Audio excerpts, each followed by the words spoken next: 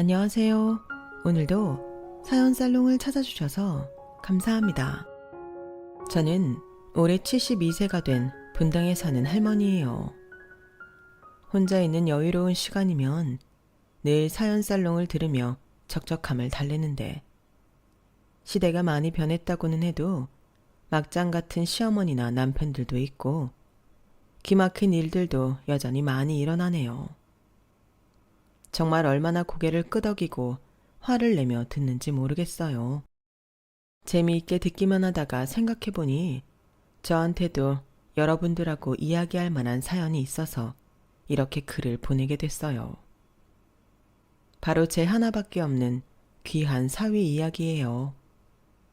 제 사위가 어떤 사람인지 한번 들어보시겠어요? 벌써 15년 전에 저 세상으로 간 제 남편은 생전에 한 회사에서 성실하고 묵묵하게 근무한 사람이었어요. 저는 그 회사 근처에서 식당을 오래 했고요. 남편이 야근하거나 일찍 출근할 때면 저희 식당에서 뜨끈한 국에 밥을 먹고 집으로 가고는 했죠. 회사원과 식당 주인이 안 어울릴 것 같겠지만 저나 남편이나 자수성가를 한 사람들이라서 생활력 강하고 생각도 잘 통했어요.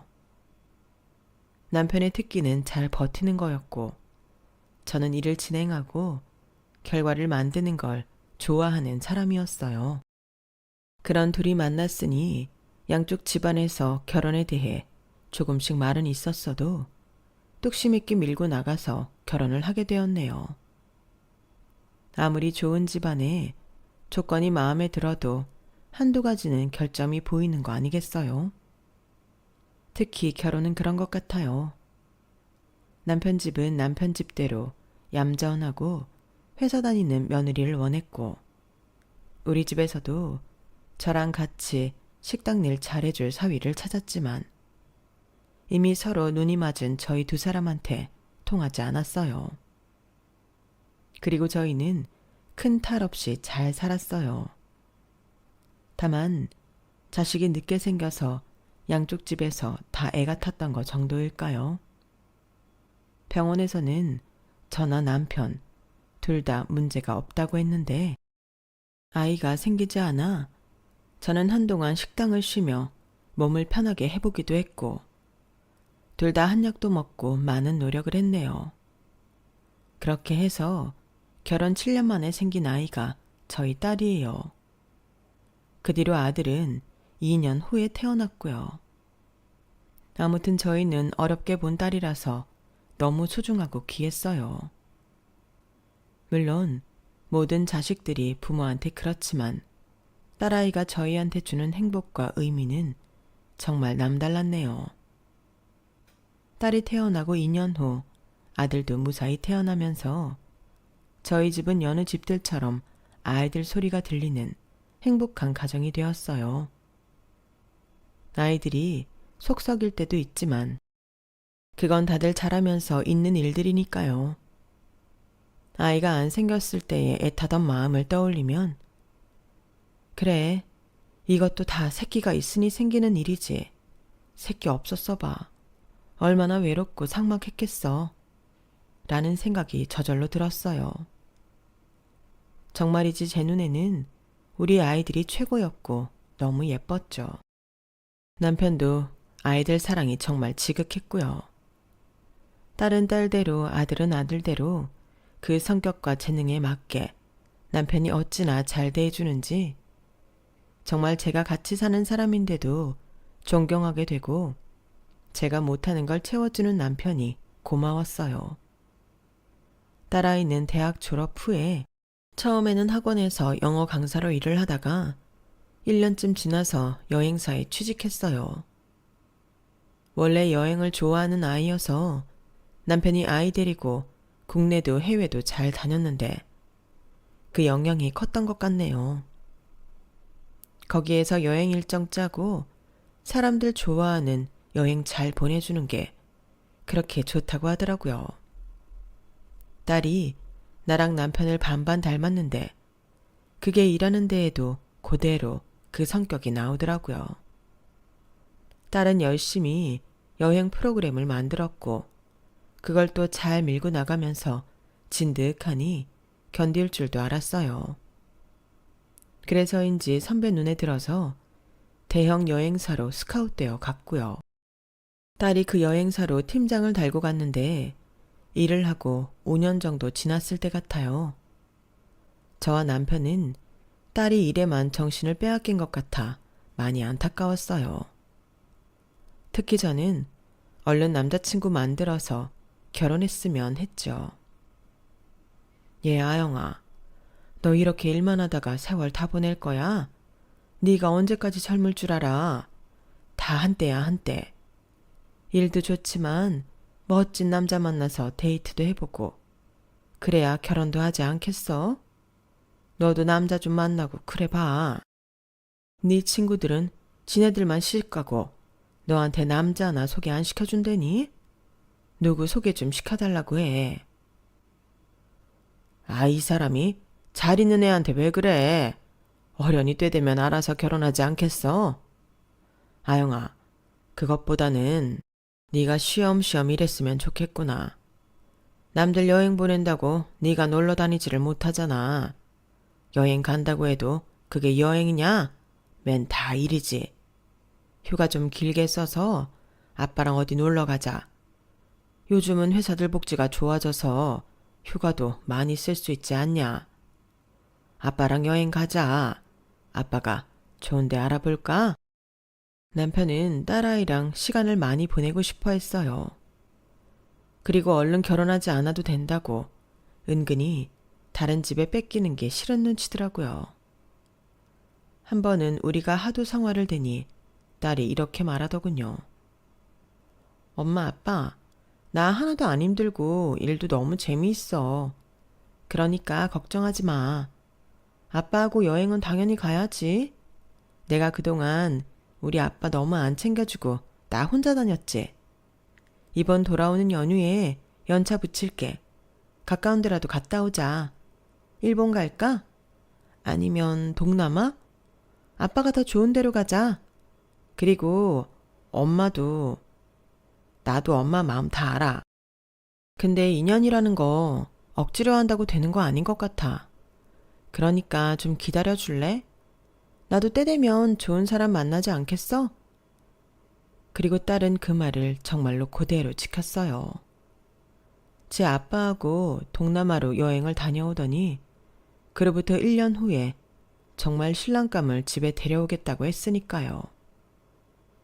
딸이 한 번도 남자 사귄다는 말을 하지 않았고 그런 낌새도 보이지 않아서 저희는 완전 놀랄 노짜였어요. 아니, 언제 만난 사람인데 결혼한다고 인사시킨다는 거야? 어디서 선 봤니? 아니면 결혼정보회사 같은 데 등록했어? 엄마는 결혼정보회사 돈이 얼만데. 나 운동하러 다니잖아. 거기서 만났어. 헬스 트레이너거든. 딸의 말이 끝나기 무섭게 남편은 질문 공세를 펼치더군요. 뭐 하는 놈이냐? 아, 헬스 트레이너라고 했지? 그러면 체대를 나온 거야? 학교는 어디 나왔대? 고향은 어디냐? 부모님은 다 살아계셔? 연봉은 얼마나 받냐? 헬스 트레이너라고 하면 뭐 시간제 이렇게 일하는 거 아니야? 집은 어디냐? 만난 지 얼마나 된 거야? 하나씩 물어봐. 아빠, 만난 건 1년하고 3개월? 그쯤 된 것 같아. 실은 결혼하게 될지 말지 몰라서 미리 이야기 안 했어. 결혼 생각한 것도 2달 정도밖에 안 됐고. 시간제인 건 아니고 그 피트니스가 그 사람 거야. 그리고 부모님은 안 계셔. 아버지는 어릴 때 돌아가시고 어머니도 2년 전에 돌아가셨대. 지병이 있으셨다나 봐. 그 피트니스장 연예인들도 오고 되게 잘 되는 데야. 아빠 말대로 체대 나왔고 서울에서 태어났다더라. 성실하고 정말 괜찮은 사람이야. 듬직하고. 이 정도면 설명이 됐으려나? 저와 남편은 할 말을 잃고 서로를 보기만 했어요.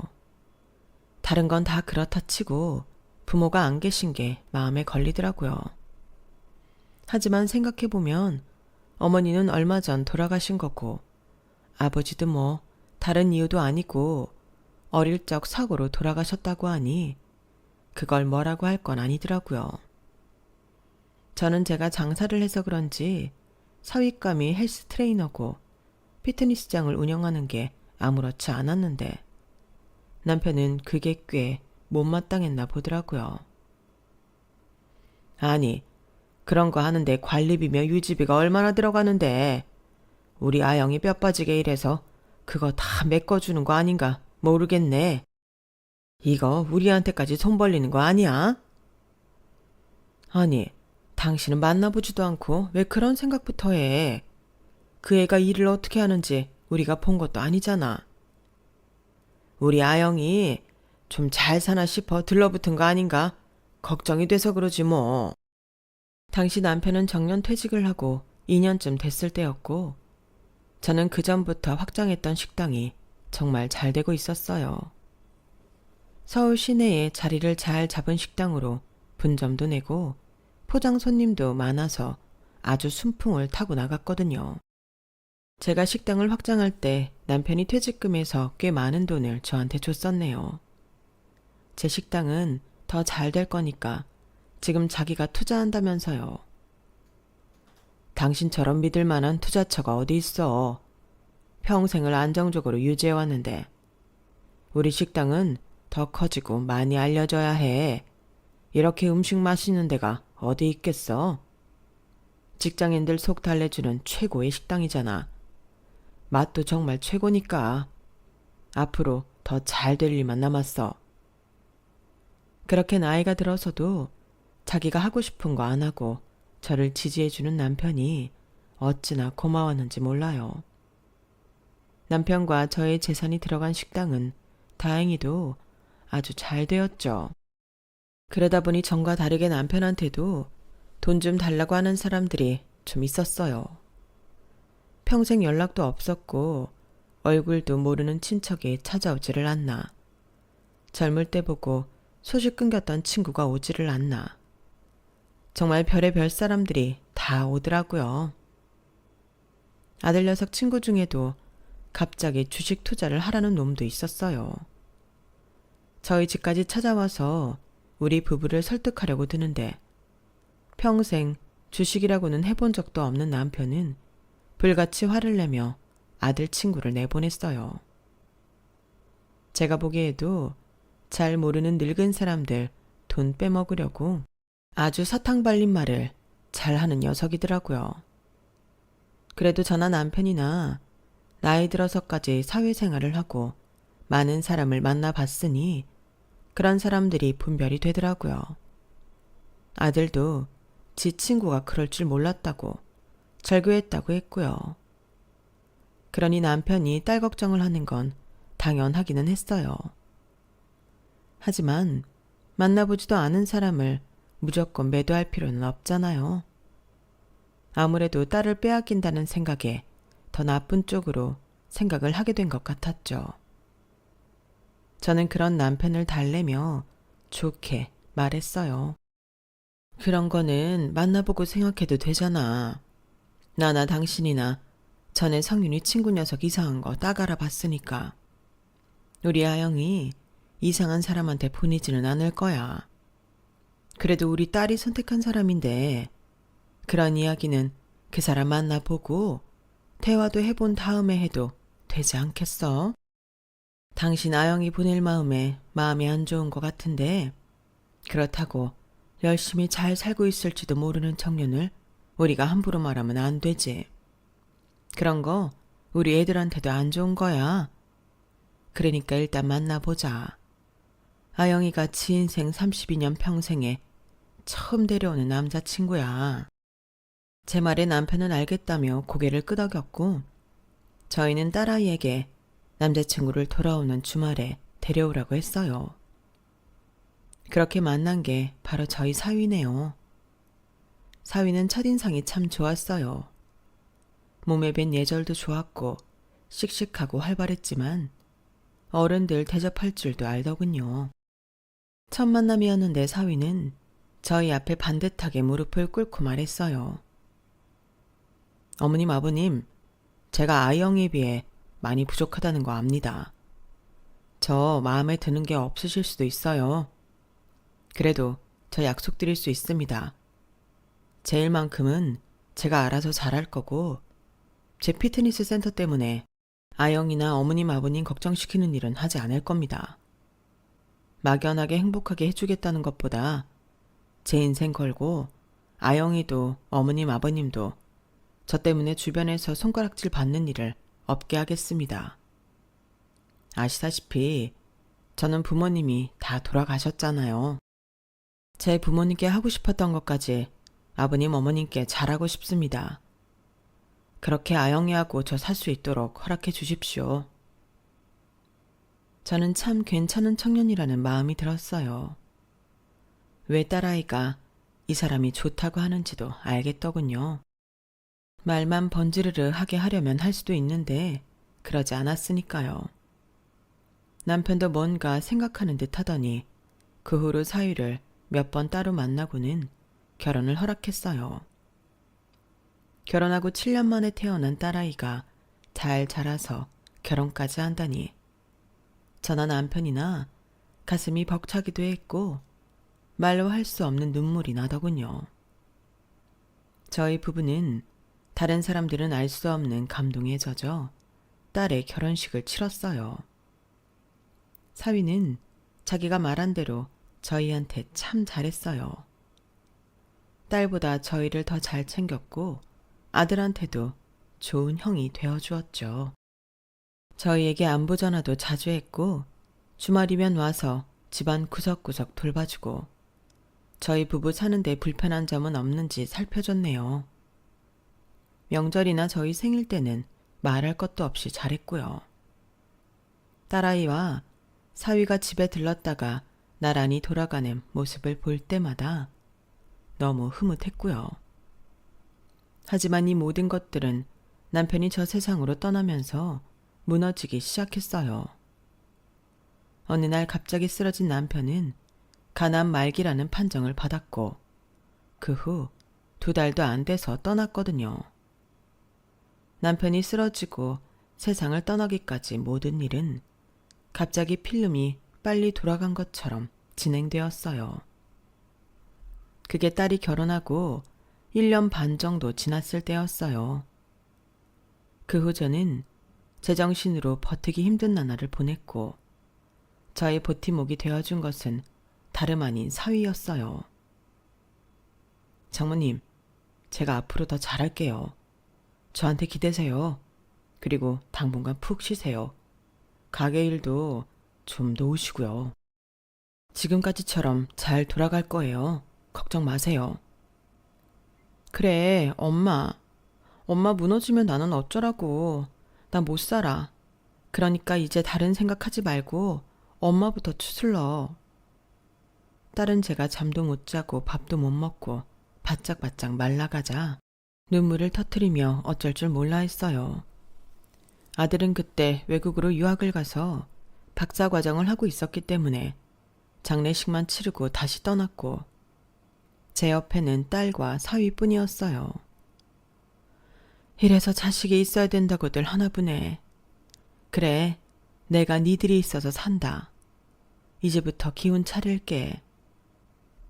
사위는 제가 병원에 다니며 기력을 회복하고 혼자 생활할 수 있을 때까지 지극정성으로 했어요. 항상 병원을 같이 다녔고 집에 오면 청소에 죽까지 끓여놓고 장도 봐놓고 갈 정도였으니까요. 이런 건 도우미 아주머니가 다 해주시는데 장사방도 어서 가서 일해야지. 장모가 사위 밥도 못 차려주고 오히려 얻어먹고 있으니 내가 정말 한심하네. 그런 말씀 마세요. 제가 당연히 해야 할 일 하는 건데요. 아무 생각 마시고 그저 얼른 건강해지시는 것만 집중하세요. 내가 이렇게 사위복에 있을 줄 어떻게 알았겠어. 그저 둘이서만 잘 살아줘도 바랄 게 없다 그랬는데. 정말 고마워 장서방. 나 얼른 건강해져서 잘 챙길게. 저는 진심으로 사위한테 고마웠어요. 요즘 같은 세상에 정말 드문 사람이었으니까요. 사위는 딸하고 외국에 가 있는 아들까지 신경을 쓰며 보살폈어요. 저는 그때 사위를 진짜 내 아들이라고 여기리라 마음 먹었네요. 남편이 세상을 떠나고 제가 다시 회복하기까지 4개월 정도가 필요했어요. 물론 마음의 허전함과 쓸쓸함은 나아지지 않았지만 자식들을 위해서라도 저는 일어나야만 했네요. 언제까지고 자식들이 자기 일 놔두고 저를 들여다보게 할 수 없으니까요. 몸이 좋아진 후 억지로라도 일어나서 식당도 전보다 열심히 돌아보고 앞으로의 일들도 하나하나 처리해 가기 시작했어요. 당시 저희 식당은 반찬을 따로 포장해서 팔기 시작했거든요. 워킹맘들도 혼자 사는 직장인들도 반찬 만드는 걸 힘들어했고 저희 식당 음식은 뭐든 다 호평이어서 시작했는데 생각보다 반응이 좋았어요. 그래서 아예 반찬 포장 메뉴를 따로 만들기로 했고 제가 정신을 차리고 나서부터 본격적으로 일을 진행했어요. 제가 다시 주도적으로 일을 하며 바깥 활동을 하자 아이들도 안심하고 자기 생활로 돌아가더군요. 저는 자식들을 위해서라도 건강도 잘 지키고 내 일도 더 열심히 해야겠다 싶어서 전에 나갔던 등산 모임도 다시 가고 제 나이에 하기 좋다는 심신단련 운동을 했어요. 그렇게 1년 정도 시간이 다시 흘렀을 무렵이었어요. 언젠가 한번 딸아이가 주말에 집에 혼자 왔는데 전과 다르게 수심이 가득하고 어딘가 좀 이상하더군요. 나영아, 너 얼굴이 왜 이래? 어디 아프냐? 아님, 무슨 일 있어? 일은 무슨 일? 아니야, 그런 거 없어. 좀 피곤해서 그래. 회사 일이 많이 힘든 거야? 근데 장서박은 같이 안 왔어? 오늘 갑자기 급한 일이 생겼어. 피치 못한 일이래. 딸아이는 제 말에 황급하게 얼버무리는데 뭔가 이상하더군요. 생각해보면 그 즈음에 사위의 전화도 뜸했고 전처럼 자주 찾아오지 않기는 했지만 대수롭지 않게 생각했어요. 결혼하고 몇 년이 지났는데 처음 같기만 하겠나 싶었죠. 그래도 이만하면 훌륭한 사위이고 내 자식이다라며 믿는 마음도 있었고요. 딸아이의 모습은 어딘가 이상했지만 내 사위라면 큰 문제는 만들지 않았으리라 믿었기에 딸의 말을 믿고 넘어갔네요. 그리고 얼마 안 가서 제가 하는 사업에 큰 문제가 생겼어요. 1년 전쯤 새로 들어온 주방의 부주방장이 주요 레시피의 반찬과 밀키트 사업의 아이템을 들고 다른 데로 가버린 거였어요. 제가 거기서 놓친 게 있다면 반찬도 밀키트도 어떤 법적 보호장치를 만들어 놓지 않았다는 거였어요. 사실 반찬이라는 게 다 비슷하고 만들려면 누구든지 만들 수 있으니 크게 신경 안 썼던 게 있었어요. 그리고 밀키트에 대해서는 제가 주방 사람들을 믿었기 때문에 차차 특허 등록 같은 걸 하면 될 거라 편하게 생각한 게 있었네요. 부주방장은 나가면서 주요 인력들도 몇 배 갔더군요.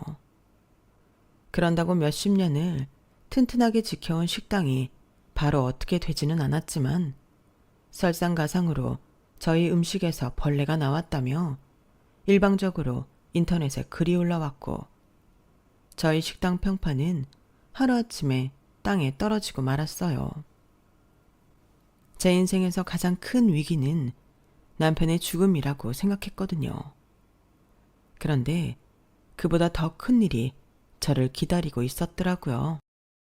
평생 별별 사람들을 다 상대했고 수많은 어려움을 헤치며 왔다고 자부했건만 인터넷이라는 데에서 순식간에 퍼지는 식당에 대한 허위글들은 처음 당해보는 일들이었어요. 어떻게 해야 좋을지를 모르겠더라고요. 식당으로 전화를 해서 문 닫으라고 욕을 하는 사람도 있었고, 저희한테 실망했다며 대놓고 식당 앞에 와서 사갔던 음식들을 일부러 버리고 가는 사람들도 있었어요. 저희 식당에 속았다고 생각하는 거였죠. 일단 저는 벌레가 들어갔다는 반찬의 공정부터 세세히 따져보았어요. 하지만 주방의 위생은 어느 곳보다 철저했고 벌레 감지 시스템도 작동하지 않았기에 뭔가 좀 이상하다고 생각했네요. 저는 수많은 비난을 맞아가면서도 어떻게든 이를 수습하려고 했지만 한번 사람들 마음에 사람들을 속인 식당이라는 낙인이 찍히자 그걸 되돌리기가 너무 어렵더라고요. 처음에 주요 직원들이 빠져나갔을 때는 그래도 어떻게 다른 직원들과 해볼 수 있었는데 식당이 크게 흔들리니 관두는 직원들이 생겼고 저희 식당에 와서 일하겠다는 사람들도 없더라고요. 저는 여기저기 발품을 띄워가며 그동안 알고 지낸 인연들을 만나 상황을 설명하고 어떻게든 일을 해결하려고 노력했어요. 그때 제 마음은 딱 하나였어요. 지금까지도 살아왔고 나는 잘못 살지 않았다. 그러니 이 일도 어떻게든 헤쳐나가고 잘 될 거다. 잘 될 수 있다. 어떤 일이 있어도 잘 버티던 남편한테서 배운 게 얼마나 도움이 됐는지 몰라요. 하지만 식당 운영은 나아지지 않았고 급기야 저는 한동안 문을 닫을 수밖에 없었어요. 직원도 없었고 손님도 오지 않았으니까요. 그 사이에도 저희 식당에서 있지도 않았던 일들까지 글들이 올라오며 매도하는 일은 계속되었지만 저는 그런 일들을 어떻게 손써야 좋을지 몰랐어요. 제 옆에 남은 사람들은 끝까지 의리를 지킨 직원 6명이 전부였어요. 저는 일단 그들이 한동안 먹고 살 수 있게 퇴직금 개념으로 돈을 주었죠. 그랬더니 다들 한사코 퇴직은 없다며 제가 다시 일어날 때까지 돕겠다는 거였어요. 정말 눈물이 왈칵 쏟아지지 뭐예요. 여러분, 마음은 잘 알겠는데 그래도 당신들도 먹고 살아야 하잖아요. 지금 식당은 언제 폐업 신고를 해도 이상하지 않을 지경인데 이 돈을 안 받고 뭘 하겠다는 건 있을 수 없어요. 사장님, 저희는 사장님이 그동안 어떻게 해오셨는지 너무 잘 알아요. 그런데 이렇게 퇴직이라뇨. 저희가 다른 일을 하면서라도 사장님을 도울게요. 퇴직이라는 말만은 하지 말아주세요.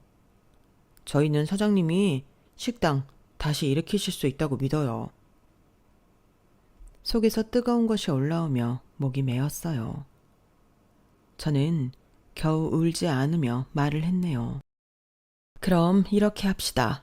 이 돈은 제가 여러분한테 보너스로 주는 거예요. 알았죠? 제가 여러분 퇴직시키는 거 아닙니다. 나중에 일을 못하고 돈 못 받은 기간 월급까지 다 합쳐서 줄 거예요. 대신 이 돈 받고 여러분도 살궁리 하세요. 그러면서 저도 도와주세요. 그렇게 저는 직원들에게 돈을 주고 집으로 돌아왔어요. 한동안 식당은 제대로 운영할 수가 없었기에 저는 잠시 쉬면서 다시 시작할 수 있는 방안을 모색해야 했어요. 폐업을 한 상태나 마찬가지인 식당이지만 가게를 빼지 않았기 때문에 임대료는 매달 나가야 했어요. 분점 3곳 중 2곳은 그만두겠다고 해서 그렇게 처리했지만 한 곳만은 끝까지 버텨보겠다더군요. 그런 와중에 정말 고마웠던 건 건물주들이었어요. 저와 오랜 인연을 이어온 건물주들은 임대료를 몇 달 받지 않고도 괜찮다며 저를 오히려 걱정해줬어요. 세상의 쓴맛이 가장 클 때 저는 사람들의 베푸는 손길도 가장 많이 느낀 것 같네요. 하지만 여기서 끝이 아니었어요.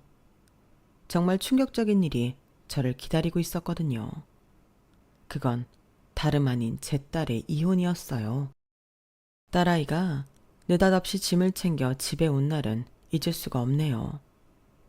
형편없이 마르고 거칠해진 얼굴로 돌아온 딸을 본 저는 정말 입을 다물 수가 없었어요.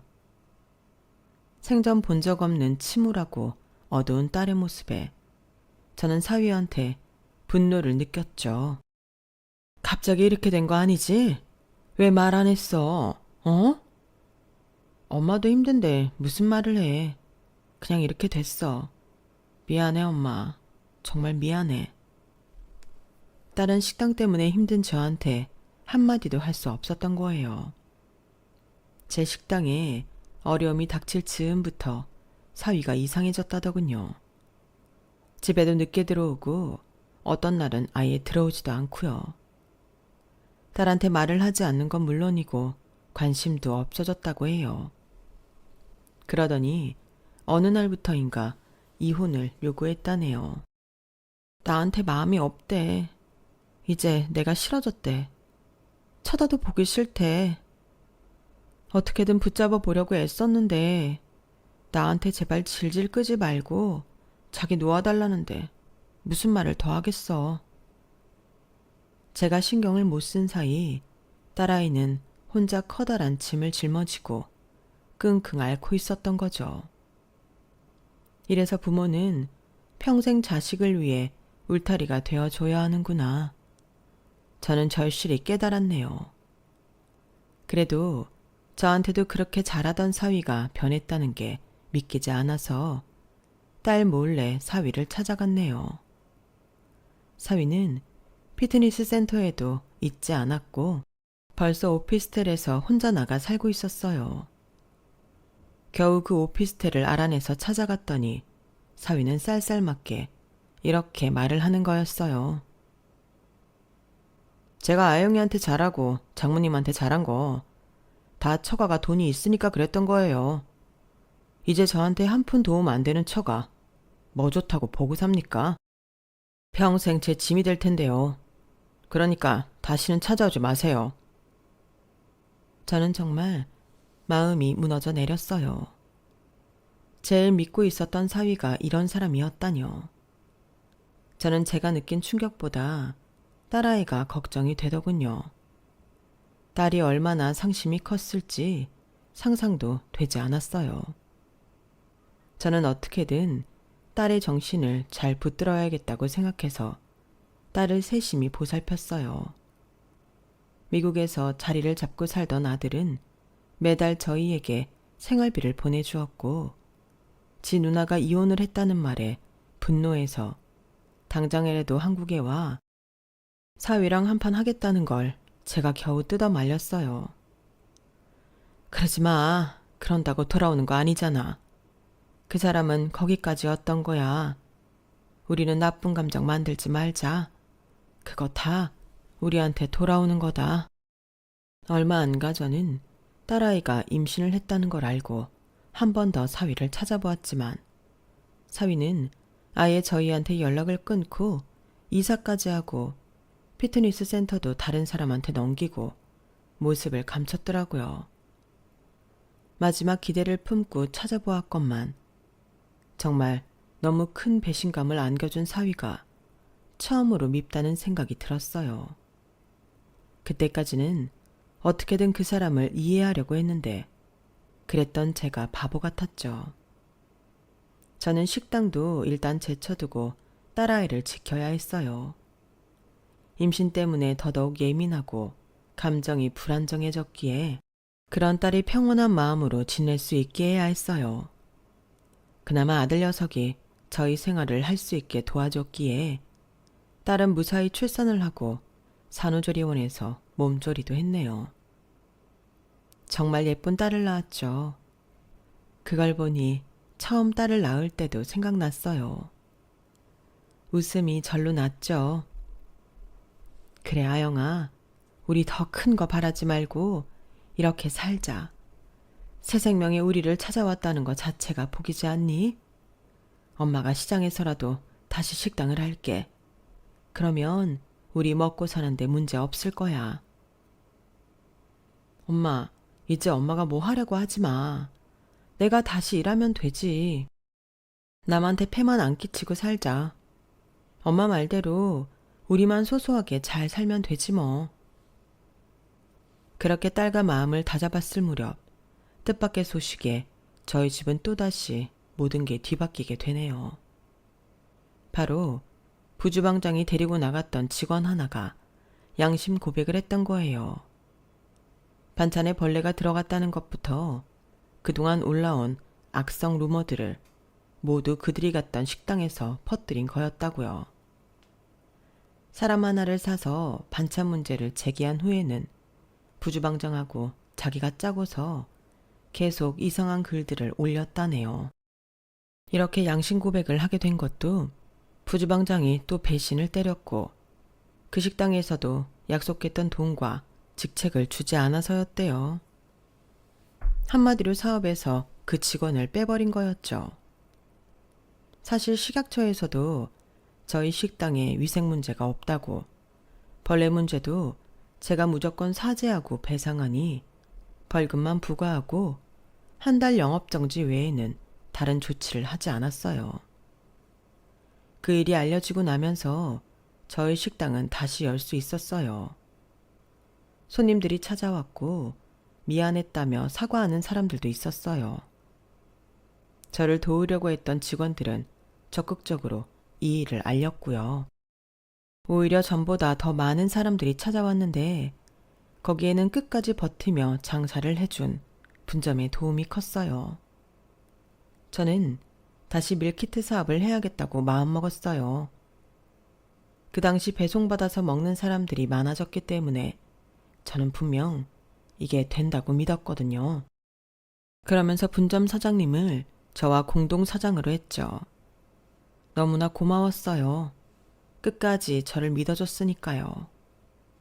그렇게 저는 늦은 나이에 다시 일어났고 말도 안 되게 장사도 잘 되고 밀키트도 잘 팔렸네요. 딸아이도 얼굴이 많이 펴졌고요. 손녀는 3살이 되었죠.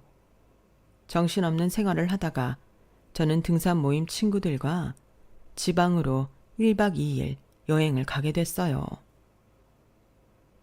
딸기 농장 체험하고 우리가 딴 거 가져올 수도 있대. 거기서 먹을 수도 있고 실컷 놀다 오자. 밝고 명랑한 친구의 말에 그러자고 하고 간 여행에서 저는 정말 생각지 못한 사람을 보게 됐어요. 처음에는 그저 닮은 사람이라고 생각했는데 안만 봐도 저희 사위랑 똑같더라고요. 그 사람은 저희가 다니는 곳을 피해 돌아다니며 일을 하고 있었는데 저는 아무래도 안 되겠어서 일행에서 빠져 그 사람을 찾아갔네요. 넓디 넓은 딸기 농장 한쪽 구석에 혼자 일을 하는 그 사람의 넓은 등을 보자마자 저는 제 사위인 걸 알았어요. 장서방 맞지? 맞잖아. 자네 여기서 뭐하나? 자네 부잣집 여자 만나서 재혼한 거 아닌가? 사실 손녀가 돌이 되었을 때 한 차례 더 사위를 찾았는데 그때 들려온 말이 부잣집 여자를 만나 재혼을 했다는 거였거든요. 그래서 완전히 포기하고 있었는데 그랬던 사위가 딸기 농장에서 이러고 있을 줄은 몰랐죠. 사위는 어쩔 줄 몰라 하며 아무 말도 못하더군요. 알고 보니 사위는 이 농장에서 일당을 받으며 일을 하고 있었어요. 농장에서 멀지 않은 곳에 방을 얻어 혼자 살고 있었고요. 이게 다 어떻게 된 건지 자세히 좀 말해봐. 저는 사위한테서 겨우 그동안의 진상을 듣게 되었는데요. 제 사업이 어려워지기 직전에 사위는 피트니스 센터에 투자를 해주겠다는 사람 말을 믿었다가 완전히 속았다네요. 그래서 돈만 날리고 빚을 지게 되었다고요. 그런데다가 자기 몸에 이상이 있어 병원에 갔더니 척추관 협착증이 심해 수술을 해야 한다는 거였어요. 어떻게 운동 트레이너가 그런 병이 생길 수 있냐고 했더니 알고 보니 전에 교통사고가 난 걸 방치하고 있었고 사위는 일이 바쁘니 자기 몸은 돌보지 않다가 그렇게 된 거였어요. 몸이 그러니 더 이상 트레이너로 일도 할 수 없고 피트니스 센터도 정리해야만 했던 사위는 자기까지 짐이 될 수 없어서 결국 우리를 속이고 이혼을 하기로 마음먹었다고 하네요. 저는 정말 기가 막혀서 할 말을 잃었어요. 아니, 이 사람아, 어떻게 그렇게 사람이 미련해. 그런 일일수록 더 이야기하고 대책을 세우고 함께 힘을 합쳤어야지. 왜 이런 미련한 선택을 한 거야? 저 운동밖에 할 줄 모르던 놈이에요. 그런 놈이 자기 할 일을 못하게 됐는데 어떻게 아영이를 책임지겠어요. 안 그래도 장모님 어려운 일 당하셨는데 저는 거기에 완전 평생 짐이겠더라고요. 안 되겠다 싶었죠. 그게 짧은 생각이라는 거야. 인생 길고 길어. 어떻게 될지 모르는 거야. 나만 해도 그래. 누가 다시 이렇게 일어설 수 있을 거라 생각했겠어. 제 말에 사위는 놀라서 저를 보더니 잘 됐다며 진심으로 축하해 주더라고요.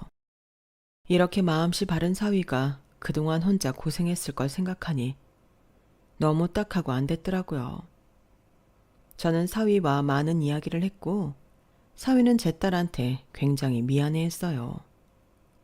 그때 딸이 임신한 줄 몰랐는데 혼자 아이 키우느라 고생했겠다며 볼 면목이 없다더군요. 집으로 온 저는 며칠 고민을 한 끝에 이 이야기를 딸에게 전했고 그 말을 들은 딸은 펑펑 울더군요. 저와 딸은 다시 사위를 찾아갔어요. 손녀도 함께요. 장민우 씨, 예인이 아빠? 딸아이가 울며 사위 이름을 부르자 사위는 놀라서 저희를 보기만 하더군요. 딸이 손녀를 사위 품에 안겨주자 사위는 자기 딸을 안고 통곡을 하며 울었어요. 미안하다, 아영아. 미안해. 우리 딸, 아빠가 너무 바보 같지? 바보 맞네. 가족들을 그렇게 못 믿고 이렇게 혼자 나와 몇 년을 고생하다니 바보 맞아. 어떻게 이렇게 됐다고 이혼할 생각을 해. 그게 정말 나를 도와주는 거라고 생각했다니 실망이야. 딸은 사위의 품에 안겨 펑펑 울며 원망 아닌 원망을 퍼부었고 저 역시 눈물을 흘릴 뿐 아무 말도 할 수 없었어요. 그 후 저와 딸은 사위를 설득해서 딸기 농장 생활을 청산하게 했고 서울로 올라오게 했어요. 그리고 사위한테 식당에서 일을 배우라고 했죠. 처음에는 홀 매니저를 맡기겠다고 했더니 한사코 사양하더라고요. 아닙니다. 저 식당 일은 하나도 몰라요. 밑바닥부터 배워서 올라가겠습니다. 그게 장모님 믿고 버텨준 직원들한테도 도리 아니겠어요? 차근차근 가르쳐주세요. 열심히 하겠습니다. 사람이 너무 바르고 융통성이 없으니 그런 큰 짐을 혼자 감당하겠다고 도망까지 쳤지. 앞으로 다시는 그러지 말게.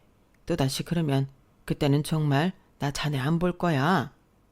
나 없으면 자네가 아영이 지켜줘야 되지 않겠어? 그러려면 물리치료도 꾸준히 받으러 다니고 건강관리도 잘하고. 사위의 등에는 수술 자국이 남아 있었는데 그걸 볼 때마다 어찌나 마음이 아프던지요. 딸기 농장에서 몸을 혹사해서 여전히 등에 통증을 달고 있던 사위는 그때부터 병원도 꼬박꼬박 다니고 식당에서 일도 열심히 했어요. 결론적으로 저희 딸과 다시 합친 사위는 지금까지 아주 잘 살고 있네요. 제 후계자가 되기에 손색이 없을 만큼 일도 잘하고 있고요. 소녀도 무럭무럭 자라서 유치원에 들어가 친구도 많이 사귀었어요. 딸아이는 지금 제 식당에서 사위와 같이 일하고 있고요. 제 남은 바람이라면 이제는 큰 문제 없이 제 딸과 아들이 인생 평탄히 사는 것이랍니다. 긴 이야기 들어주신 분들 감사드리고요. 저는 이렇게 이야기 마칠게요. 항상 건강하세요. 여러분, 사연 댓글에 응원과 현명한 조언 부탁드려요. 좋아요와 구독은 저에게 큰 힘이 됩니다. 오늘도 좋은 일 가득하세요.